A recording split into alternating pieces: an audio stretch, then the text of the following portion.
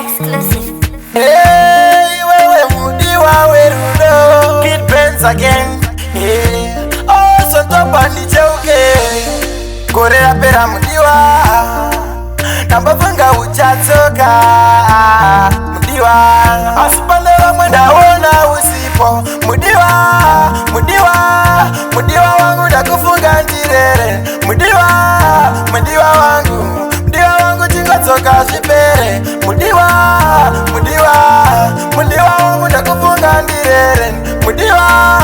mudiwa wangu Ndapota chizoka shipere Ndanga nisina kutarisira kutuchandibaya You broke my heart finally beyond repair Rufu, unombo daronge Inda tema sangwini Ndakasongo sara nema promises Mudiwa wangu wandifuratira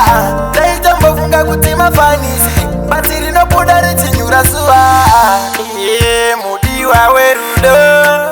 Dasuwa chikudo asina mwari Tinovimba tichazo sangana Mudiwa, mudiwa Mudiwa wangu ndakufunga njirere Mudiwa, mudiwa wangu Mudiwa wangu chingotoka shipere Mudiwa, mudiwa Mudiwa wangu ndakufunga njirere Mudiwa, mudiwa wangu Ndapota chizoka shipere Kumba kwenyu ndiwe cheto ndaifambira Suvari chipisa ndaingoshingirira Nditwake mumwe shandiremera Wananguwa yere bandeka kumirira Korea pera mudiwa Nambavanga uchatoka Mudiwa Asipande wa mwenda wona usipo Mudiwa, mudiwa Mudiwa wangu dakufunga njirere Mudiwa, mudiwa wangu Mudiwa wangu chingotoka shipere Mudiwa, mudiwa Mudiwa wangu dakufunga njirere Mudiwa, mudiwa wangu Ndapota chizoka shipere Mudiwa, mudiwa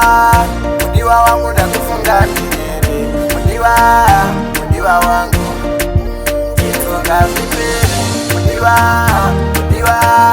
Mudiwa wangu ndakufunga njirere Mudiwa, mudiwa wangu Ndapota chizoka shipere Ndanga nisina kutarisira kutuchandibaya You broke my heart finally beyond repair Rufu, unombo daronge Inda tema sangwini Ndakasongo sara nema promises Mudiwa wangu wandifuratira Daijambo funga kutima fanisi Batiri no pudari chinyura suwa Mudiwa werudo Ndasuwa chikudo asina mwari Tinovimba tichazo sangana Mudiwa, mudiwa Mudiwa wangu dakufunga njirere Mudiwa, mudiwa wangu Mudiwa wangu chingotoka shipere Mudiwa, mudiwa Mudiwa wangu dakufunga njirere Mudiwa, mudiwa wangu Ndapota chizoka shipere